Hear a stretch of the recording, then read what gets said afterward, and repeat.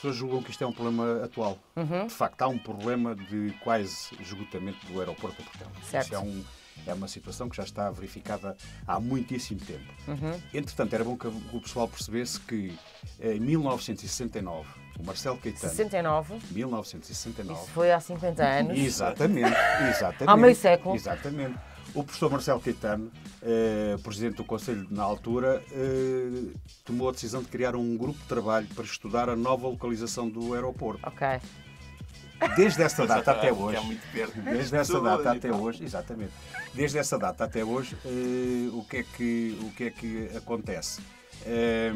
A situação alterou-se completamente e nós temos vindo sucessivamente, por razões das mais diversas, a adiar uma solução que era inevitável. Já nessa altura se colocava a questão como o aeroporto, a localização ideal seria sempre na margem sul. Certo. Pronto. Sim. Apesar depois o Mário Lino dizer margem sul, Exatamente. jamais. E depois houve aquele episódio típico daquela tropa de dizer que a margem sul jamais. Mas sempre foi considerada a margem sul como uma solução ideal para colocar aqui. Mas aqui outra questão que se discutia sempre paralelamente é se a Portela se manteria, não é? Ou se passaria a ser um aeroporto secundário para alguns voos. Secundário, se calhar não é a expressão. Se manteria, faria outro aeroporto que fosse subsidiário da Portela e a Portela ficava, enfim, com menos voos, com menos tráfego. A ideia que nós temos é de que, ainda que isso não seja suficientemente claro, mas todos os estudos que foram sendo feitos apontavam sempre para a desativação a prazo da Portela. Ou seja, a Portela desapareceria porque, vamos lá ver, o problema, o Montijo será sempre um problema se as coisas se encaminharem para aí. Mas Lisboa já é um grande problema. É porque estamos a falar de um aeroporto no centro de uma cidade, que é uma coisa que, surrealista nos tempos que correm, tudo aquilo que tem vindo a ser feito do ponto de vista da aviação é levar os aeroportos para o mais longe possível dos grandes centros urbanos. É bom a malta perceber... Para proteger as populações. Naturalmente. É bom perceber que o aeroporto foi construído, entrou em serviço em 1942, portanto vai fazer exatamente este ano 77 anos. Na altura, entre a sua execução completa, colocou-se ainda a possibilidade do aeroporto ser no Campo Pequeno, porque o centro de Lisboa, ainda era... Exatamente. E na altura, a tropa portanto, os responsáveis governamentais devem-se ter movimentado e chegaram à conclusão que de facto tinham que levar o aeroporto ainda para mais longe. Pois. E então trouxeram o aeroporto aqui. Naquela altura aquilo era super longe. Sim, aquilo era mais do que longe, quer dizer, estamos a falar há 77 anos, claro. Tudo era longe, não é? Exato. Mas aquilo ainda mais. O que é que acontece? Acabaram por levar o aeroporto para ali. Aliás, esta é logo uma das questões que a gente tem vindo a realçar, é como é que um poder de direita fascista, que era o regime que nós tínhamos na altura, cede e percebe algumas das questões colocadas pelos cidadãos e pelas forças vivas. O ruído, o perigo dos acidentes. É assim, Lisboa não sendo talvez o sítio com maior perigosidade do ponto de vista tanto da colisão com aves, etc., mas não deixa de ser uma situação perigosa. Claro. E que tem vindo sucessivamente a aumentar. Ou seja, se tiveres um avião por hora, o risco é um avião por hora poder eventualmente, dentro daquele quadro de probabilidades, se tiveres 2, já dobras. Se tens 3, triplicas. E assim sucessivamente. O que é que aconteceu? Aconteceu que chegámos a um limite de quase 40 movimentos por hora. 40 aviões por hora na Portela? 40 movimentos entre aterragens e descolagens. 40 no Humberto movimentos. Delgado. Por hora. O que significa Medo! se o pessoal perceber bem, o aeroporto 40 não por está hora. aberto. O aeroporto não está aberto 24 horas por dia. Ou seja, tens que dividir os 40 movimentos por hora, distribuí-los pelo conjunto das Portanto, há um por minuto. 18, 19, 20 horas. 2 minutos. Sim. Tens momentos do dia em que às vezes tens ali 45 segundos entre Não, a eu aterragem. sei, eu estou a ser de parva, mas eu sei porque eu moro ali. Exato, Eu consigo contá-los. A chamada e eu a vê-los passar. Até quase Eu às vezes até consigo fazer, às vezes quando quero fazer uma chamada que eu sei que a qualidade da chamada não é tão boa, por alguma razão, eu até, passo o avião, eu vou ligar daquela altura, porque depois já sei quando passar o próximo, Exatamente. vou ter problemas. Aliás, uma coisa interessante, a gente, falando depois das alternativas, nós tivemos o Acácio, digamos os dois, com mais outro pessoal, numa visita da Comissão de Ambiente à Assembleia da República ao estuário do Tejo. E eles terminaram aquilo no Cais do Seixalinho, ali mesmo junto à vedação da base aérea que lá está, da base aérea do número 6. Bem no centro do estuário. Certo. Exatamente. E um dos técnicos superiores do Instituto da Conservação da Natureza deu-nos só esta indicação, para a gente perceber que é uma coisa, aquela ave tão fofinha, tão carinhosa que a gente tem. Antigamente os bebés vinham de Paris, não é? As cegonhas, no bico das cegonhas. As cegonhas, que vivem já ali um bocadinho a norte da base aérea, acontece o seguinte: as cegonhas, para atingirem, digamos, a altitude para poderem fazer os seus voos mais prolongados, vão ter que se cruzar naturalmente com os aviões. Mas o que é que acontece? Está estudado que entre o espantamento, é assim que se chama, eles espantarem as aves, através de processos com tiros de canhão, ar comprimido, etc. O que é que acontece? Entre o espantamento e a ave afastar-se e até regressar ao sítio onde estava, demoram 7 minutos, em média. O que é que acontece? Se nós tivermos aviões de 2 em 2 minutos, as aves nunca mais lá chegam. E chocam e depois entram dentro de motores. E os motores. E esse é o filme do Eu já vi. do Rio Watson.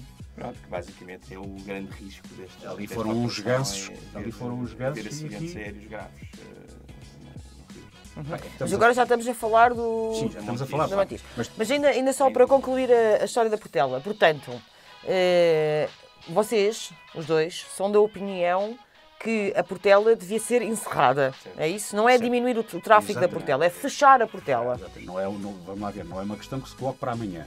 É uma questão que, do mesmo modo que qualquer solução alternativa tem um prazo para ser executada, é evidente que é preciso ir fazendo aquelas transferências necessárias de ir acomodando o tráfego, ir desativando, etc. E, portanto, até ao ponto de chegarmos ao ponto zero, que é a Portela desaparecer, portanto, deixar de ser uma infraestrutura aeroportuária, porque não há razão absolutamente nenhuma se vai fazer. Aliás, é o que todos os países decentes têm feito na Europa. O que pode estar por aqui e por trás é algum negócio que a gente, enfim, tem alguns zunzuns, algumas percepções, mas, enfim, são as nossas percepções e já não estamos a falar propriamente de questões de natureza muito técnica, mas o aeroporto de Lisboa devia ser mesmo para desaparecer. Aliás, nem somos nós que dizemos isto. Isto já é uma conclusão anterior até ao 25 de Abril. É claro, o que é que aconteceu? O 25 de Abril, de certa forma, o que é que acontecia? Acontecia que muito do tráfego era baseado, ainda naquela altura, do pessoal que vinha das colónias. E ia para as colónias. O 25 de Abril veio alterar aqui um pouco o cenário e o quadro. E, portanto, aquela lógica de 1969, Marcelo Caetano, de criar o tal grupo de trabalho para definir a localização do novo aeroporto, e já nessa altura eles admitiam que era mesmo para encerrar o aeroporto da Portela. E, portanto, houve um conjunto significativo de acontecimentos. O 25 de Abril foi um deles, mas depois houve outros que levaram a adiar isto. E depois o que é que acontece? Nós andamos há 50 anos, de facto, com aumentos sucessivos de tráfego, sem encontrar as diferentes soluções.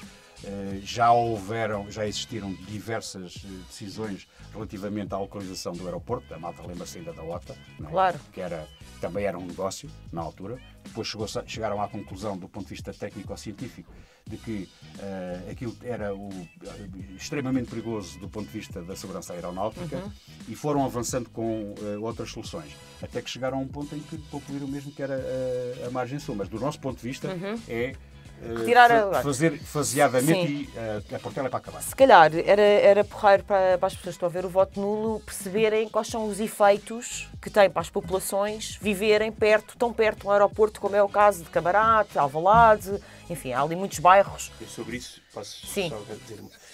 Então é o seguinte, basicamente nós temos na Europa toda, temos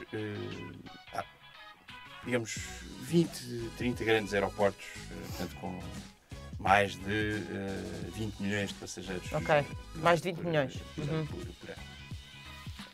Destes, o segundo que tem mais pessoas à volta do aeroporto é Heathrow, que é o maior aeroporto da Europa e um dos maiores do mundo. Certo. E tem 125 mil pessoas num raio de 5 km. 125 mil pessoas. Exatamente. Lisboa é o primeiro e tem mais de 400 mil pessoas no raio de 5 km. 400 mil Exatamente. pessoas afetadas. Exatamente. Quase meio milhão de pessoas afetadas. Exatamente. Agora mesmo está em discussão a expansão do aeroporto de Heathrow, fazer uma terceira pista. Ok. A Câmara Municipal, o Mayor de Londres, é totalmente contrário à expansão. Por isso o Trump deve ser a favor. Exato. O Trump já agora avança e também, Exatamente. por visto aqui, o Presidente da Câmara Municipal de Lisboa Claro. também não se tem pronunciado nada Sim, sobre o sim. assunto. Então, a Câmara de Londres, o Departamento de Transportes da Câmara de Londres, calculou os efeitos do ruído para a saúde pública em 30 mil milhões de libras. 30 mil milhões de libras. Em 60 anos. Isto quer dizer 3 orçamentos de Estado para a saúde, só os efeitos do ruído durante 60 anos. Portanto, nós aqui, como Lisboa tem 3 vezes mais pessoas à volta, É fazer as contas.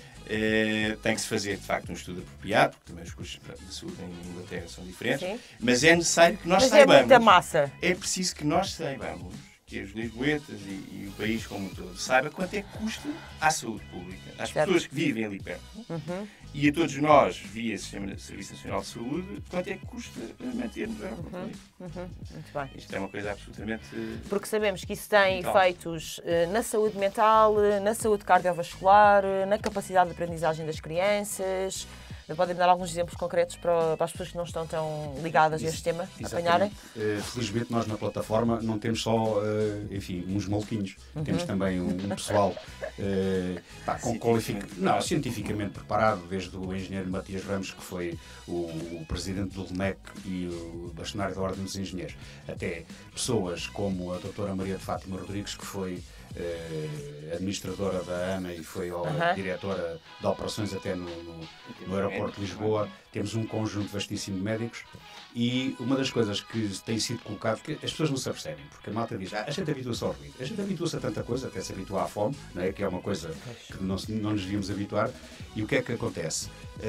Nomeadamente na zona da aproximação dos aviões, no chamado cone de aproximação, quer na aterragem, quer na descolagem, por cada 5 decibéis de aumento do ruído verificado, portanto o ruído é envolvente, por cada aumento de 5 decibéis as crianças perdem em média 2 meses no processo de aprendizagem. Isto no ensino básico. Ou seja, o que se está a fazer é exatamente hipotecar o futuro das nossas crianças e, portanto, logicamente o futuro do Quanto é que próprio seria 5 decibéis? Para as pessoas perceberem, que acho que a pessoa não tem muita noção dessa escala. Uma coisa tipo... O aumento Não é verdade. disso. Porque se nós estivéssemos aqui a medir, eu tenho uma aplicação no telemóvel que faz isto. Boa, vou também ter uma no meu. Há muitas dessas aplicações.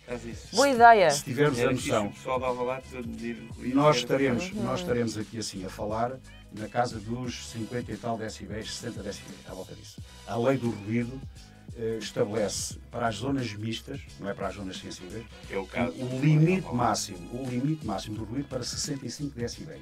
Mas ali onde eu moro passa os 65 decibéis de certeza. Muito provavelmente até tem alturas, depende das condições climatéricas, porque o ruído depois também tem essa característica, estará acima até dos 90 decibéis, ou seja, tem 50% a mais do que... Vou instalar essa app para o meu telemóvel. Depois, este é um dado. Outro dado é o aumento das doenças do foro cardiovascular. Claro. As depressões, a perturbação do A sono. alteração do sono, só as alterações do sono, porque aí pronto, já entrou aqui na minha área, só as alterações do sono depois têm imensas consequências a vários níveis de saúde, cardiovascular, psiquiátrico, enfim. Uma das universidades do Reino Unido, que curiosamente, nós somos um país mesmo sui generis, uma universidade do Reino Unido que faz trabalhos que ajuda à certificação de hospitais em Portugal, fez um trabalho vastíssimo deste ponto de vista, desta abordagem. E fizeram entrevistas, há uma senhora nos arredores de, creio que é de Heathrow, em que ela diz que, até do ponto de vista da felicidade, ela se sente completamente infeliz por ter-lhe acontecido aquela infelicidade, não é? Portanto, ela já vivia ali, aquele infortúnio, viver ali naquela zona. E, portanto, depois são todos os outros problemas do foro oncológico, que é assim, os aviões não queimam gasolina. Os aviões queimam um petróleo enriquecido que tem na sua composição, desde as partículas, A gasolina já tem problemas de gás óleo. os componentes de natureza nitrosa, que são os mais graves, os piores para a saúde.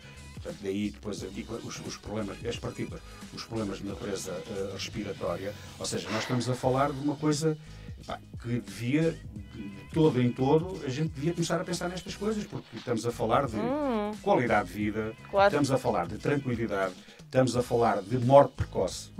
Ou seja, não somos nós que dizemos, a gente não tem nós costumamos ter esta atitude que é assim, nós não achamos. Claro. Não achamos. Claro. Agora cada um de nós, como é, vai ter que ter opiniões. Mas é assim, há estudos que identificam que a esperança de vida diminui em cerca de 10% nas pessoas que vivem ao pé. Vou mudar de casa! Eu quero chegar à velha! E depois, para além de uma outra coisa, há um trabalho feito sobre Manchester em que eles foram ao ponto a desvalorização do património. Claro. Pronto. Que é outra questão, ou seja, nós andamos a suportar, e depois é assim, a aviação tem o único regime de exceção relativamente à política fiscal. Naquilo ali não há impostos. Ali não há contribuição para as taxas para as emissões de carbono. Não pagam imposto. O combustível aéreo não paga imposto. O combustível aéreo não paga imposto? Não. Nem ISP. Não, a malta Vocês estão a gozar comigo? Não paga. Zero. Não estamos a gozar, não. Juro que não estamos a gozar. Pagam zero. Zero. Agora Zero gravámos impostos. um episódio do Voto Nulo sobre os preços loucos dos combustíveis para os automobilistas, não é? Exatamente. Os aviões não pagam. Vocês estão. Nem os brincar. aviões, nem os bilhetes de passageiros. Nem os bilhetes de não passageiros. nada. Pá. O negócio da aviação é um negócio que está subtraído a esta Acima lógica. de tudo. Está lá em cima, lá em literalmente. cima. Exatamente. E, portanto, e depois há uma malta que está a pairar cá em baixo que paga isto tudo. Ok, Como é óbvio. está bonito. Então, vamos lá ver. Fazendo um bocado o papel de advogado de defesa do diabo, posto que aqui não há bem contraditório, então, por essa ordem de ideias, nós só poderíamos construir um novo aeroporto, fosse em Lisboa, fosse noutro lado qualquer, onde não houvesse ninguém, no deserto. Para voltar a citar Mário Lino, no meio do deserto, porque não é, com as populações muito afastadas, ou não houvesse animais, ou não houvesse pessoas, ou o mínimo de animais e de pessoas, não é? Porque essa é uma pergunta pertinente, assim, se precisamos de um aeroporto e se há de facto estes efeitos nocivos e até destrutivos, então esse aspecto da localização, ou não existir muita vida à volta, é fundamental. Exato. Então vamos então a essa parte. Certo. Nós no outro dia dissemos que se houvesse um concurso para escolher o pior sítio do mundo, de Portugal, da região da Grande Lisboa, para colocar um aeroporto, era na base aérea do Montijo. Depois assistimos a este discurso. Mas vocês estão a levantar essa questão, mas já lá existe o aeroporto. É mentira. Aquilo é uma base aérea. Sim, não tem nada a ver.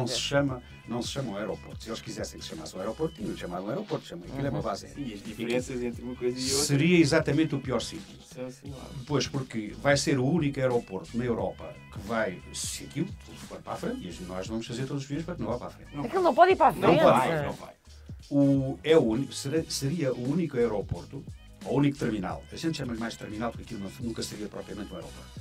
Seria o único terminal situado numa zona estuarina, no estuário do Rio, que ainda por cima é classificado, tem uma zona de proteção especial e é a reserva natural do estuário do Tejo. Depois de existir Rede Natura 2000, nunca um aeroporto foi situado. Foi. E, portanto, escolheram na lógica de que, bom, aqui já há um aeroporto, vamos até admitir que a gente até dá isso de barato, não é essa a questão fundamental. Vão colocar aviões que são completamente diferentes dos aviões militares. Sim. Numa zona onde circulam mais frequência também. Onde circulam, há estudos que indicam quase 200 mil aves, entre 40 a 50 espécies diferentes. Permanentes, porque ao longo do ano é mais mudado. Exato. São aves que têm... Mas aquilo, desculpa interromper, só para ver se eu percebi bem daquilo que já tinha lido e agora do que vocês me estão a explicar. Aquilo acaba por ser um nicho de riqueza ecológica, não é? Ali aquela zona. É uma... Não sei se aquilo está... É um dos 10 maiores estuários da Europa. Grande santuário de vida selvagem. Pronto, um santuário de vida selvagem. Exatamente. Com aves que fazem turismo, não é? As aves que lá param, vêm do norte da África, vêm do Quénia, chegam a Portugal, fazem aqueles milhares de quilómetros, chegam aqui a Portugal, cansadinhas, aterram ali no estuário do Tejo, vão-se alimentar, porque aquilo é um ambiente muito propício, desde os moluscos, os crustáceos, certo, etc. É a ideia que eu tenho existem. também. E depois de fazerem esta presença, esta permanência ali de descanso e tal, voam para o norte da Europa e até para a Sibéria. Portanto, o que vai acontecer, ou o que se está a fazer, é aumentar os riscos e os perigos do ponto de vista da segurança aeronáutica. Mas antes disso, o que vão fazer é danificar um dos maiores santuários da Europa que devia ser protegido do ponto de vista da avifauna. Impressiona muito essa parte, já sinceramente. agora uma outra coisa, depois para além de... Pega lá no microfone. Para além deste dano irreparável em termos de ecossistemas nacionais e europeus e internacionais, temos depois, em vez de resolver o problema de saúde que é colocado com a Portela, voltamos a ter um problema para as pessoas que estão na margem sul, claro. Nomeadamente 2, 3 km, Lavradio e Baixa da Banheira têm imensa gente. Ficariam afetadas. Para que esta solução do Montijo, como é o mais um, chamado Portela mais um, a Portela manter-se-ia, portanto, exatamente. O grosso dos problemas da Portela... Aumentava, a Portela, prevê-se que a Portela aumente mais a capacidade. Prevê-se que a Portela aumente a capacidade. Aumente a capacidade. Vou beber uma garrafa de lexívia e criávamos mais um problema. Ao fim e ao cabo, para resolver um problema, tipo, malta, duas coisas erradas não fazem uma certa, mas... Exatamente. Aliás, a lógica da Vancy, vamos lá ver, a Vancy que comprou a ANA... Vocês agora têm que explicar essa parte muito bem, porque esta coisa dos Vancis e das ANAs, o pessoal patina. Exato. Colocaste a questão da alternativa. Sítio, não tivesse ninguém à volta. Portanto, o Montijo não dá, por estas razões. Exatamente. O que é que daria, por exemplo? Em 2007, ou seja, situando as coisas neste tempo mais estreito, em 2005 o governo na altura decidiu a OTA. Entretanto, diversas... Em 2005, sim. Entretanto, as coisas evoluíram, houve várias oposições, houve alguns rangers de dentes, um deles foi da CIP. A Confederação da Indústria Portuguesa não queria. Promoveu um estudo em que... E porquê que não queriam a OTA? Não queriam por todo o tipo de razões, pelas questões da segurança, por questões até de distância. Aquilo, do ponto de vista até do custo da obra, era incomensuravelmente superior a qualquer outro tipo de solução. E encaminharam-se sempre para uma solução tipo Campo de Alcochete, porque era uma hipótese que estava em cima da mesa. Simultaneamente, quase que simultaneamente, o governo da altura do José Sócrates incumbiu o Laboratório Nacional de Engenharia Civil de fazer um estudo comparativo. Esse estudo foi feito durante quase um ano. Certo. Tem, inclusivamente, uma avaliação do ISEG, portanto, do ponto de vista económico-financeiro. Certo. Tem projeto, que é uma coisa que isto não tem. Então, uma cena bem feita. Exatamente, uma cena bem feita. Que concluíram que o local exato era o Campo de Alcochete, que não sendo em Alcochete, sendo uma pequena parte no Montijo, é outra parte ali muitíssimo próxima, em que a pista, ou as pistas, foram sempre sucessivamente avançadas para a nascente, no sentido de se afastarem o mais possível do corredor das aves, ou seja, desde esse ponto de vista... Isso estava previsto nesse estudo, estava integrado... Seja, houve uma grande convergência entre o que a CIP defendia na altura, e que penso que ainda isto não mudaram a opinião, ainda devem defender, e o Laboratório Nacional de Engenharia Civil. Portanto, e vocês acham que isso era mais viável? Era mais viável. Campo de Alcochete. Porque permitia uma construção faseada, ou seja, a primeira fase, que era a fase das terraplanagens, que é a parte mais cara, digamos assim, da engenharia, permitiria que se fizessem uma ou duas pistas logo no início e depois o aeroporto iria evoluindo. E depois poderia crescer e então eventualmente desativar-se a Portela, é isso? Eventualmente não, tem que haver um prazo. O que é que acontece? Só para que o pessoal Quantos anos demora a construir um aeroporto? 5? 3, 4 anos. 3, 4? 3, 4 anos. Com uma característica. É que o estudo... Se fosse em Xangai era em 6 meses. O primeiro estudo de impacto ambiental de julho do ano passado foi chumbado. Este Para Montijo. Para o Montijo. O projeto de Alcochete, o Campo de Alcochete, tem uma declaração de impacto ambiental válida até 2022. 2022, Ou para a seja, malta, ainda temos 3 anos quase. O António Costa e o Pedro Marques, agora ele já fez a borrada e agora vai para Bruxelas. O António Costa podia ter perfeitamente feito o concurso internacional e o aeroporto já estava quase meio feito, em Alcochete. Com esta característica, o levantamento que está feito e a identificação que está feita, iria afetar cerca de 400 pessoas. Só! Exatamente. 400 mil da Portela, 400 no Campo de Alcochete. Vão, vá retro, Satanás. Vão para a base aérea Alcochete. do Montijo, diretamente, naquela zona de maior aproximação à pista, são 40 mil. Pois, Estamos a além falar da de questão números ambiental. completamente diferentes. Está uma questão ambiental, quer dizer, não podemos continuar a destruir o planeta. Pá. Tipo, uma coisa, já temos que resolver os problemas para trás, isso já vai dar água pelas barbas. Sim, exatamente. Estamos ainda a acrescentar mais problemas. Problemas que têm a ver com segurança. Ou seja, o que está aqui em vista é o quê? É um grande negócio. Pronto, é isso que eu queria, antes de passarmos às soluções. Já agora eu queria... só para dizer ainda uma coisa sobre as exato, alternativas. diz. Portanto, um aeroporto nesta zona, portanto, seja Campo de Alcochete, até vendo as novas, há várias localizações ali possíveis, mas é que já está a estudar. Até às Bifeiras. Essa zona, portanto, terá que ficar também nos eixos ferroviários que ligam a Lisboa, Claro. e, portanto, resolve-se o problema dos acessos. Faz todo o sentido. Exatamente. Faz todo o sentido. Enquanto, por exemplo, o Montijo, é impossível ligar um Montijo por comboio a Lisboa. É impossível? É. Porque falava-se A da não ser que outra seja ponte. não sei que seja aqueles comboios pequeninos. A outra ponte é Barreiro. Se fizerem a terceira travessia do corredor central, há aí um grande consenso nos técnicos sobre aquilo. É o eixo que devia ser feita. Aliás, a ponte Vasta Gama devia ser feita ali, mas isso agora já foi feita, já foi feita. Já é, tal coisa já está. Agora, a terceira travessia Sim. permitiria ligar o aeroporto de Alcochete, fazer este nó todo, Sim.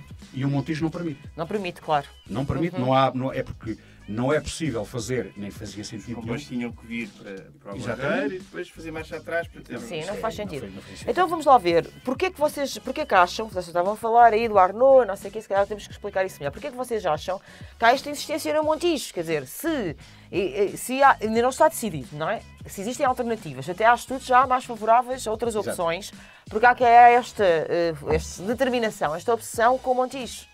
Então é assim, em 2012 o governo do Passos Coelho e do Paulo Portas, o que é que fizeram? Fizeram um contrato de concessão para privatizar a ANA e o conjunto de infraestruturas de Portugal. Na altura não incluíam o aeroporto da Madeira, isso foi a Maria Luísa Albuquerque que por decreto assinou e meteu, olha, levem lá mais isto no embrulho. E então, um brinde. Nem constava no contrato de concessão qualquer base aérea militar. Nenhuma, zero. O que é que acontece? Quem é que fez o contrato, a minuta do contrato de concessão? Uma sociedade de advogados chamada CMS. Concessão tens que explicar tudo direitinho. O contrato de concessão, a minuta do contrato foi elaborada pelo escritório de advogados CMS. Quem é que era o homem na altura que já pontificava na CMS? José Luís Arnaud, que é considerado em 2018 uma das 24 personalidades mais poderosas de Portugal. Não é o mais rico, porque isso, a riqueza é uma coisa que... Vai e vem. Vai e vem, exato. A gente tem visto até pelos exemplos, não é? Mas o poder é uma coisa que... enfim, permite que venha. Tem outras curiosamente, em 2012 é feito um contrato de concessão por 50 anos. Em 2012. Em 2012. A Vinci compra o capital total da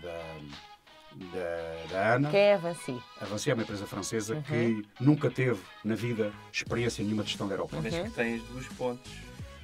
Pois, exatamente. Depois tem a Vinci tem 38% do capital da Lusoponte. Mas isto, parênteses, asterisco, isto, para além de todas as questões que temos estado a falar aqui, também não coloca dúvidas, ou pelo menos questões, sobre a nossa soberania e a nossa autonomia nacional? Quer dizer, quando temos empresas estrangeiras, seja francesas, seja chinesas na EDP, ou americanas, capitais americanos na EDP. Pois, quer dizer, porque, vamos lá ver, isto são questões absolutamente estratégicas para o país, não é? Os aeroportos, portos, o tráfico aéreo, os portos.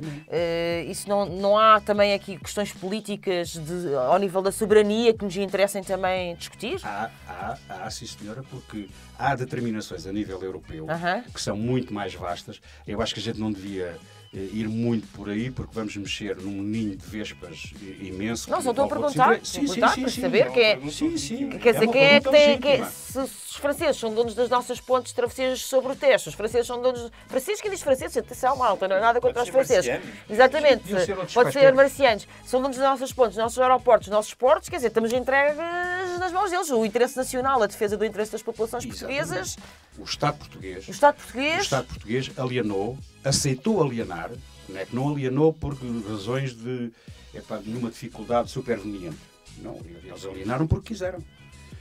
A ANA, a Vinci, comprou a ANA, os 10 aeroportos, depois mais a Madeira, depois mais o Montijo e depois mais uma parte da base aérea de Beja, do terminal aeroportuário que lá está, por 3.080 milhões de euros. A totalidade do capital, passado 3.080 milhões só? Exatamente. Passado meia dúzia de anos... Mas ainda só pagaram 1.200. Sim. Isso é a operação financeira que depois, mas entretanto já empocharam 800 milhões de lucros das taxas aeroportuárias. Tem concessão mais de 40 anos. As taxas aeroportuárias já aumentaram para aí umas 30 vezes desde que aquilo foi concessionado. A Vinci comprou uma parte do aeroporto foi Gatwick por quase 4.000 milhões de euros. Metade. Só um aeroporto. Está bem que é um grande aeroporto. É um aeroporto de referência. Mas eles aqui compraram... Ilustra bem. Compraram, aqui em Portugal, compraram 11 aeroportos. Pronto. Não foi nada disto. Então, vamos lá ver. Aquilo que vocês estão a dizer é que o Arnault acabou por ser o pivô deste negócio com que objetivo? O que é que... Diz. Então é assim. O Arnault, agora fazíamos um jogo que era onde é que está o Wally? O Wally é o presidente da ANA neste momento. O é o presidente do Conselho de Administração. Ou seja, o homem que ajudou a elaborar o contrato de concessão, que meteu aquelas cláusulas de alçapão, que dizia assim: vocês, ou quem ficar com a concessão dos aeroportos portugueses, obriga-se a fazer uma coisa que se chama o NAL. O que é o NAL? Novo Aeroporto de Lisboa. Portanto, ele passa de um lado, não é? Do lado para negociar do Estado, depois passa para o outro lado. Exatamente. Portanto, joga do lado do Benfica e depois joga do lado do Sporting. Ele como um depois joga do lado do Benfica, depois joga do Sporting. Depois lá, ele como um homem do Goldman Sachs e do clube Bilderberg, isso é amplamente conhecido. Grande amigo do Durão Barroso, olha. Exatamente, grande amigo do Durão Barroso. Unha com carne. Grande amigo. Eu trouxe para aqui uma coisa que Mostra. Posso? Sim, senhor. Podes e deves. É isto só para vocês. Quem são os principais amigos do Zé Luís Arnault? E então, à cabeça é o Durão Barroso, que é o padrinho dele. Claro. A Paula Amorim. Já também teve em Bilderberg. Exatamente. O David Solomon, da Goldman Sachs. Exato. O Nuno Moraes Charmente, que é um homem também amplamente conhecido e que trabalha bem. na PLMJ. O Paulo Portas, o nosso homem dispensa apresentações. comprou os submarinos, consultor da Motengil, que curiosamente tem 37% ou 36% do capital da Lusoponte. Por sua vez, também são amigos da Vinci. São amigos, são sócios da Vinci. Devem estar envolvidos na construção. Depois tem o José Matos Correia, que é o deputado que também é bem conhecido. Nós sabemos que é que ele lá está a fazer na Assembleia da República. Exatamente. É tipo o pão de guarda. Exatamente. E aquele homem amplamente conhecido dos portugueses, porque não há ninguém quase neste momento não tenha luz em eu casa, acho que ganha é o António 6 mil euros por dia. Exato. 6 mil euros por dia. Ou seja, isto é o grupo dos amigos mais chegados do Zé Luís Arnault. Olha, vejam aqui os pompons. São tão fofinhos, não é? Portanto, basicamente, quanto dinheiro é que o Arnault terá ganho com este negócio? Muito dinheiro. Mas não só muito dinheiro, como tu há bocado estávamos a falar, muito dinheiro e muito poder, não é? Exatamente. Porque essa é a questão. Mas porquê isso não me responde ainda à pergunta? Responde-me a uma questão muito relevante, que é esta transumância, estas portas giratórias constantes, que são absolutamente promíscuas e inaceitáveis num país democrático, absolutamente inaceitáveis, mas não responde à outra parte. Porquê o Montijo? Porquê é que insistem no Montijo? Exatamente. Porque podiam fazer esta negociata toda na mesma, empochavam, etc., mas não iam lixar o estuário, não iam lixar a vida às populações. Porque eles sabem Ou perfeitamente. eles gostam. Tal como nós também sabemos, de que aliás, isso foi dito agora pelo presidente das companhias aéreas, na Air Summit. Todos eles sabem que o suposto aeroporto no Montijo não durará mais do que 12 a 15 anos. Vamos lá ver. Eles já estão a pensar na bota mais à frente. Exatamente. E depois a seguir, esgota a Portela novamente. Temos que fazer o Montijo. outro. Fazemos o Mas eles Portela ganham mais 2. assim? Ganham mais assim? Fazemos. Não, Do que fazer logo um todo? É a velha lógica. Não sei. Posso contar uma andota? Que podes e deves. Havia um alentejano. Isto é o voto nulo. Exatamente. Havia um alentejano Não é o que prós e contras. só precisava de fazer um presunto. Epá, ele perguntou-se com esta situação. Então, mas eu tenho o porco, só preciso de um presunto, porque é que eu vou matar o porco? Pois. Cortou-lhe uma perna, mandou fazer depois uma prótese para o porco e fez perna um de presunto. pau. Exatamente, fez um presunto só, porque era aquilo que eu precisava. Qual é a lógica deste pagode? É não matar a vaca enquanto a vaca for dando leite. Isto em termos de economia, depois há pessoas que explicam isto muitíssimo melhor e de uma forma menos prosaica daquela que Talvez também existam, não sei, talvez também existam outros interesses imobiliários, não sei. É possível. Montijo. Há várias coisas aqui. Sim. Há isto que o Zé está a dizer. Tens que falar mais para o Há microfone. isto que o Zé está a dizer. A lógica de Cascal, portanto, de tentarem tirar Espremer da o Portela limão. o mais possível, apesar do sofrimento que provoca às pessoas de Alvalade, Campo de Ourique, Campo Lido, Camarate, Portela. Não interessa, aquilo está a dar dinheiro. E muito. Só este ano foram 300 milhões. E, portanto, é preciso sacar o máximo possível da Portela. E, portanto, o Montijo serve esse objetivo. Portanto, não implica acabar com a Portela, que é um investimento que já está feito. E, portanto, nós podemos continuar, digamos, a alavancá-lo. Depois há uma outra coisa importante, é que a Vinci também é, esta questão das pontes parece despecificante, mas não é. A Vinci tem a concessão das pontes até 2030. Ok. Fazer um aeroporto numa localização próxima daquela que tínhamos dito há pouco, implica fazer uma via férrea, uma nova travessia ferroviária Lisboa-Barreiro. Isto quer dizer que não só vai retirar tráfego do aeroporto para Lisboa, porque no Montijo as pessoas vão de carro pela Ponte Vasco da Gama, não é? Como também vai tirar tráfego às pontes das pessoas que hoje trabalham e que vêm para Lisboa todos os dias, portanto, e que vão atravessar tanto do Seixal como do Barreiro, como da Moita, como de Palmela. Até o Montijo, até o Montijo, vão provavelmente passar a Portanto, utilizar eles mais também comboio querem e menos as pontes. Espremer a vaca das pontes, salvo seja. São as duas coisas. Portanto, assim vai-lhes dando... Tudo o que seja travessias rodoviárias, a Vinci tem a concessão, como o Cássio disse, durante este período todo, e o Estado fica proibido, ou seja, coíbe-se, a gente diz que é proibido, a linguagem depois aqui é outra, fica impedido de construir qualquer tipo de infraestrutura até 2030. Já agora, isto é coerente, ou seja, até 2030, a Vinci tem a concessão das pontes rodoviárias. Ora, se construir a Montijo, isso, como o Zé estava a dizer há bocado, ele se esgotar daqui a 10, 20 anos, a concessão já terminou. Claro. Isso já não é um problema para eles, já podem fazer um novo. Faz sentido. Sim, e estes gajos vão ter planeado isto e muito mais, e um queijo da serra e um par de botas.